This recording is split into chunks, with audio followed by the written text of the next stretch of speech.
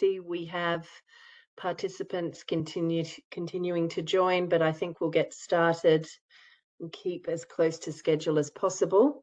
I'm Susan Wingfield. I'm the coordinator of the Open-Ended Working Group, and it's a pleasure to be here today to give you an overview of what we can expect, not next week, the week after here in Geneva. So many of you will be aware that OEWG, the Open-Ended Working Group, is a subsidiary body to the COP, to the Basel Convention. This is really an opportunity at OEWG to essentially have a midpoint review of the work that's been ongoing intersessionally on various work streams, and we'll run through those shortly. But so you can look at it as sort of a halfway point between COPs. This is actually the third year in a row we'll be having an open-ended working group, really because of COVID. The scheduling was slightly modified. This year we revert to sort of what we would call a normal OEWG, which means it reverts back to 4 days. It is, as I said, midpoint between COPs. Not right before the COPs as we'd had the past two meetings. So this is, resuming normal programming, so to speak. So just to give you some general information on the meeting, first of all, sincere thanks to our donors, the governments of Finland, France, Germany, Japan, Norway, and Switzerland, who've made it possible for us to fund over 120 delegates to attend the meeting. This is excellent. Normally, you know, we're not able to fund the full complement, but this year it's been very positive. We currently have 369 delegates registered, but this number is growing daily. We find that non-funded participants and observers tend to register a bit later on. Now, OEWG is back-to-back with a variety of BRS meetings, but I'll first of all mention a meeting that's taking place next week, which some of you may be attending. This is the third open-ended working group on the science policy panel. Now, it's a bit confusing to have two OEWGs back-to-back, and I think it's been confusing for a number of delegates, but the SPP process is as you may know, it's managed through UNEP proper, and this is, I think, one of the last meetings they have in terms of setting up that panel. And then we have the BRS meetings, which are slightly separate, although we try and coordinate as much as we can with UNEP in such organization. So looking at specific BRS meetings, we have next weekend, not this coming weekend, weekend after, the annual joint meeting of the Basel and Stockholm Convention Regional Centre Directors. Thereafter, we have the 16th meeting of the Implementation and Compliance Committee, which is another subsidiary body under the convention. That'll meet in two parts, both before and after OEWG. Then we have OEWG from the 25th to the 28th, and the Basel Convention COP Bureau meeting, which will take place the day after OEWG, the Basel OEWG. So to give an overview of the scheduling, as I just mentioned, the meetings from 25 to 28 June. So this is a Tuesday to Friday, which means we can have our pre-meetings before OEWG on Monday, the 24th of June. So both the Bureau will meet, sort of midday till 2 p.m. with the idea that then the Bureau members can report back to their respective regions when they meet between 2 and 5 p.m. And the rooms are displayed there for your reference. There are 5 Bureau members, 2 of which are your co-chairs for the meeting. That will be Ms. Judith Torres from Uruguay and Ms. Lendita Dika from North Macedonia. So I won't be going through this in great detail, the tentative schedule, but I just really wanted to give you a sense of what the week will look like. So from Tuesday, there will be a full day of plenary meetings. So that'll mean the morning and afternoon session in plenary. You'll see here, this is displaying the morning programming, and then this is the afternoon programming. And then on the Wednesday, there will be just a morning plenary session. Now, the idea is that items which we anticipate will be discussed in a contact group have been scheduled to be discussed in plenary those first 1.5 days. So the item will be opened in plenary. There will be an opportunity for parties and observers to intervene. And then, depending on those interventions, there will be a suggestion or not, as the case may be, by the co-chair to either refer the matter to a contact group or to take any other action in the plenary. So that is really the first day and a half. It is then anticipated that there'll be contact group meetings. There'll be 3 groups, we think, as is quite customary for these meetings, a strategic matters contact group, technical matters contact group, and legal matters. And there will be the first opportunity for these contact groups to meet on the Tuesday evening, which is the first day of the meeting. We would only run two contact groups in parallel at any time. So you would have 2 on the Tuesday evening, and then from the close of plenary on Wednesday, so we anticipate that would be at lunchtime, we would then have 2 contact groups meeting in parallel all the way through to Thursday evening. And we're taking great care to discuss with the Bureau and the co-chairs how we might ensure that there aren't items being raised in different contact groups for which delegates might wish to be present for. So that is quite a tricky task, but we're trying insofar as possible to ensure that there aren't topics that, are being discussed at the same time, that there are a large number of delegates who will want to be in both groups. And then we come to Friday, which is the last day of the meeting, and it's anticipated then that, oops, sorry, I was already on the first part. It's anticipated that Friday morning there will be oral reports made on items for which there's not deeper discussion required. And then there would be consideration of the results, the reports back of the contact groups, and agreement on any outcomes, including draft decisions. And then in the afternoon, well, of course, that discussion may go over into the afternoon, but we would move on to adoption of the report and then closure of the meeting, anticipating that we will be finished by 6 p.m. on Friday, the 28th of June. So I'm going to go just item by item. I'm not going to go into a great deal of detail, but if you would like to have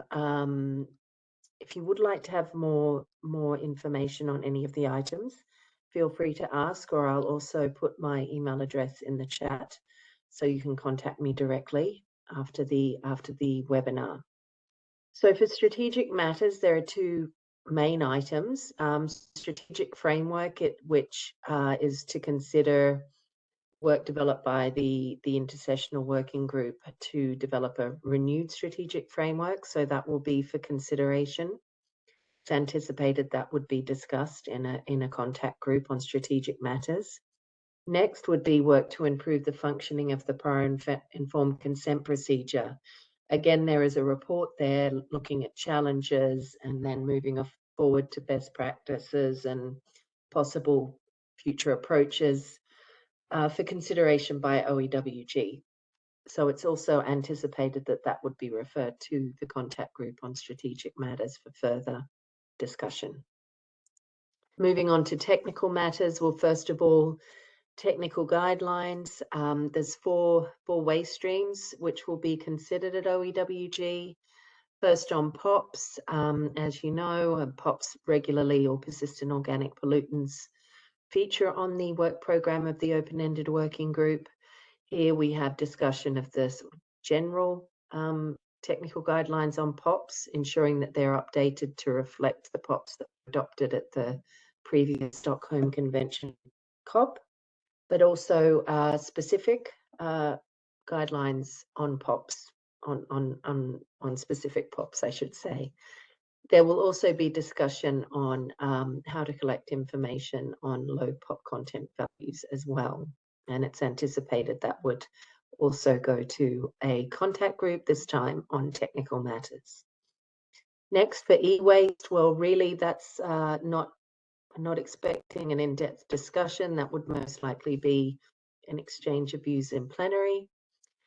The next technical guidelines, waste stream specific, are on waste lead acid batteries and other batteries. Now, we do anticipate that there would be quite a lot of discussion on these guidelines.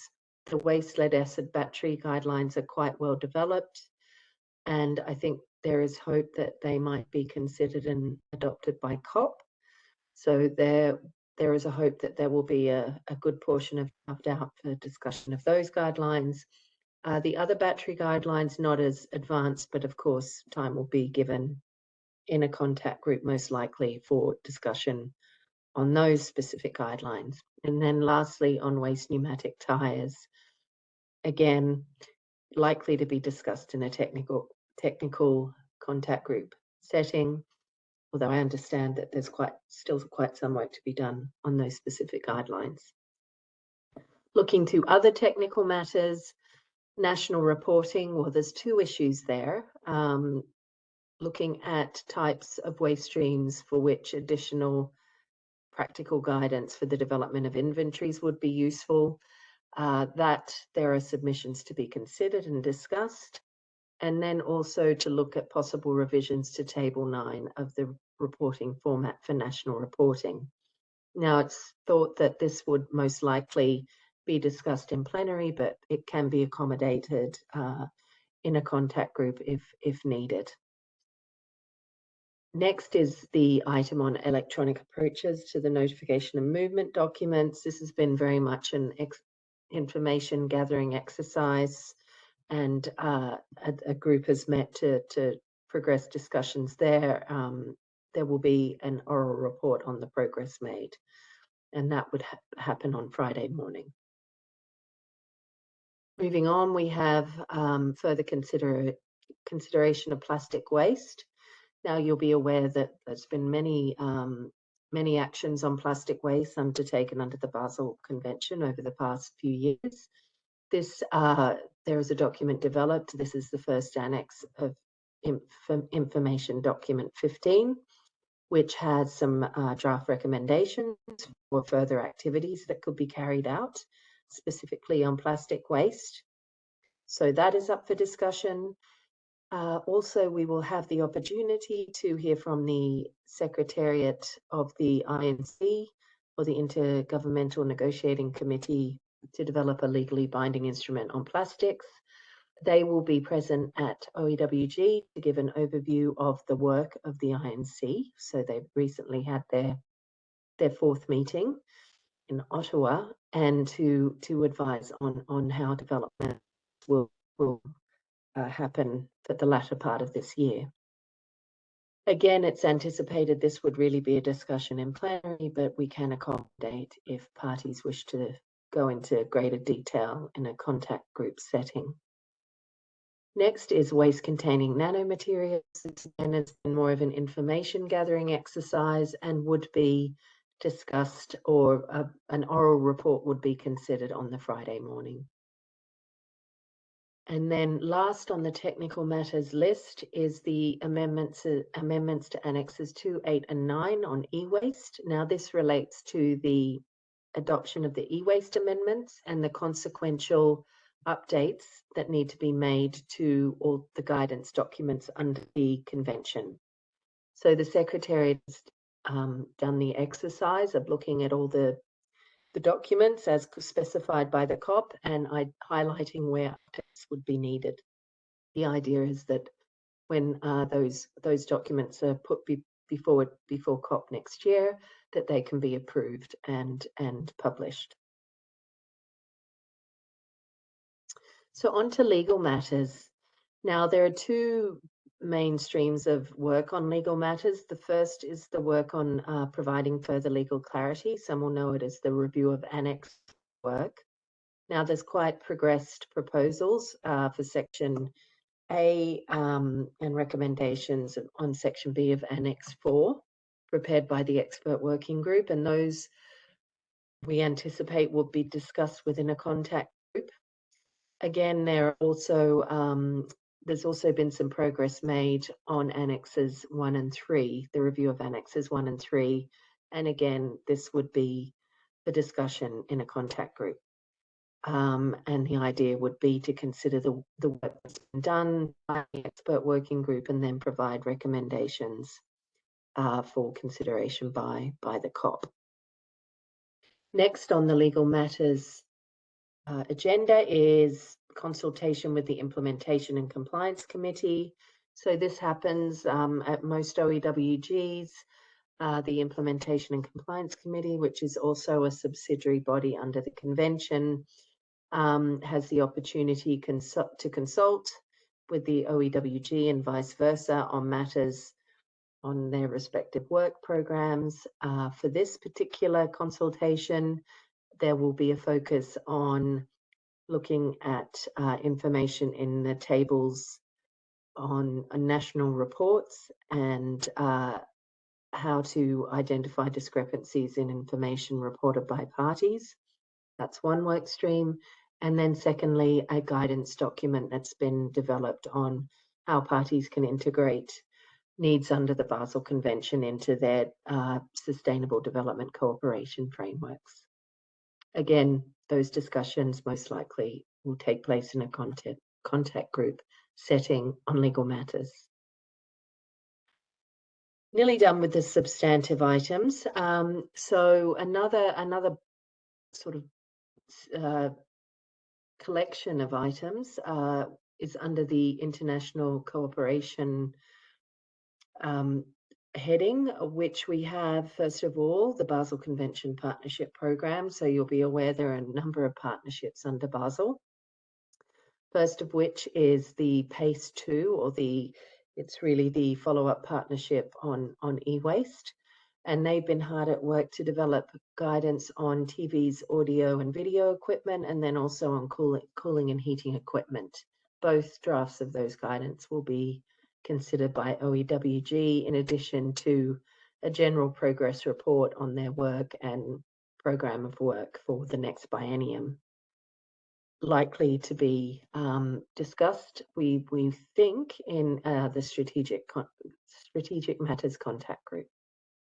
Next, the Household Waste Partnership. For those who have been in the Basel space for a while, you'll recall that this has been discussed. Guidance on the ESM of household waste, at least, has been discussed through numerous COP cycles, and there has been a guidance document that has gone through quite a few different iterations. We now have a lead country, Canada, who has taken the lead in trying to finalize this guidance document so that we may get it to a situation where we can adopt it at the next COP. So that may or may not go to contact group. It just depends on how parties see about, really, I think it would come down to a timing issue, if there is enough time to really go into detail into that guidance document. And then the Plastic Waste Partnership, as requested in the COP decision, there will be a report on progress made under that partnership to the open-ended working group, and that will be on the Friday morning. Then lastly, on international cooperation is the cooperation with the World Customs Organization and ensuring that the harmonized system and codes reflect the work that's ongoing in the Basel Convention. There will be an oral report on the deliberations within WCO, and that will also be on the Friday morning. Lastly, work program of the open-ended working group. Well, it's anticipated that for the next biennium, and looking way ahead to 2026-27, that would be adopted at COP next year. But we still do some work now to prepare the draft work program. So there is a draft in document 14. We anticipate that would be updated during OEWG and then adopted at OEWG and forwarded to COP for further update and then its eventual adoption. So in terms of expected outcomes, well, each of these substantive items, well, most of them have proposed draft decisions within the working documents. So it's proposed that those decisions be adopted and the various accompanying products or technical guidelines or the strategic framework or reports, whatever they may be, are updated based on the discussions during the open-ended working group. Also, there would be the opportunity, because there is, this is the midpoint, to have calls for additional submissions from parties. So giving parties another and observers additional time to make any further comments on all the different outputs of the intersessional work. So lastly, I just wanted to highlight that if you're starting your preparations for the meeting, a good place to start are these INF documents, the scenario note and tentative schedule for the meeting. All of the documents are now available on the OEWG website, and I'll pop that link in the chat for you in a moment. And also the OEWG website has information on a side event schedule. I think we'll have we will have 14 different side events during the 4 days of the meeting, some really interesting ones. So we encourage you to have a look at that schedule. There's also information on what we're doing to green the meeting and further information on logistics. Also, the schedule for the pre-meetings is available on that website as well. So I will leave it there and open the floor for any questions. I think I ran through a lot of information in quite a quick period, but what I'll do while you're thinking of questions is put the OEWG website web address in the chat and also my email in case you want to contact me directly with any questions. But thank you for your attention.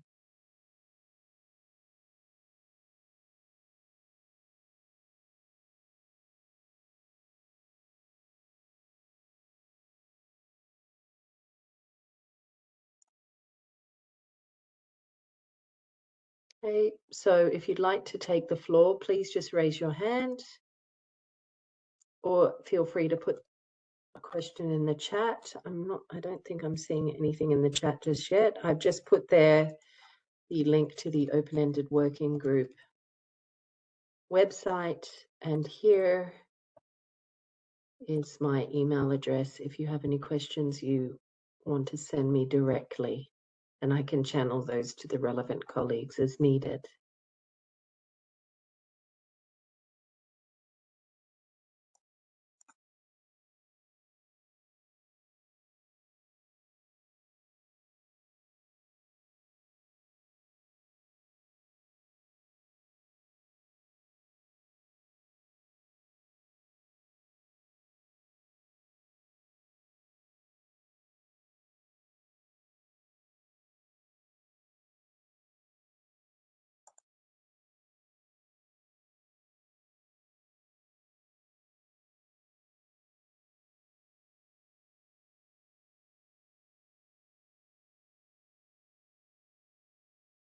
We did have a session this morning. I'm just trying to think back at some of the questions that we were asked during that session. One question was, well,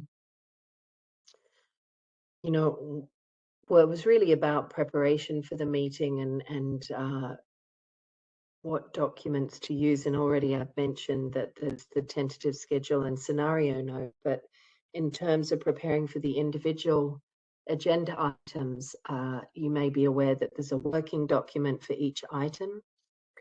So these documents are numbered 2 to 13 because document 1 is the provisional agenda. And in those documents, as I just mentioned, you'll have a draft decision, but in addition to the draft decision, you have a summary of activity that's happened in relation to that agenda item.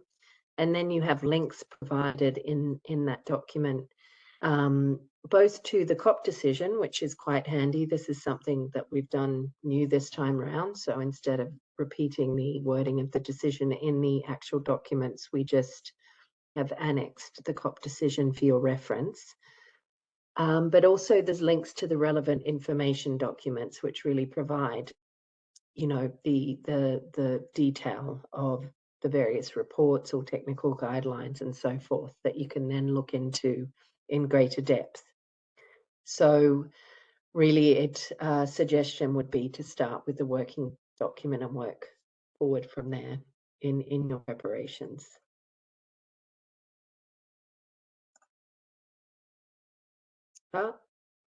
Okay, I see.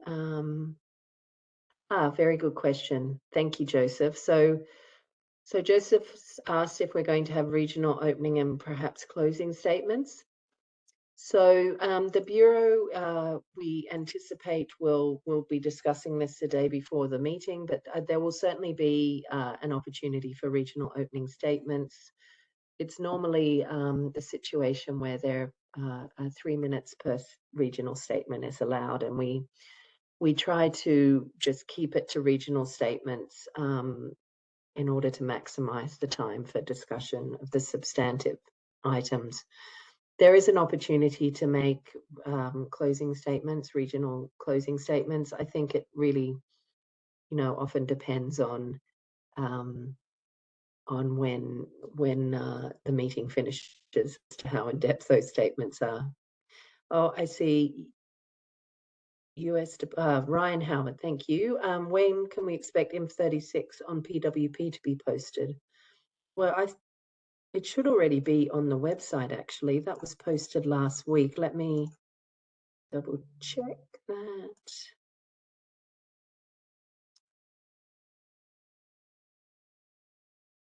Oh, okay.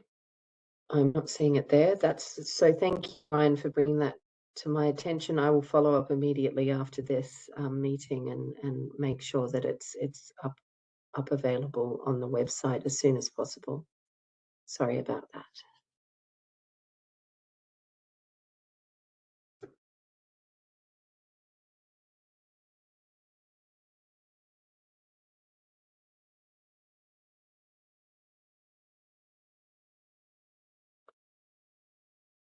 Okay, any other questions? Oh, thank you.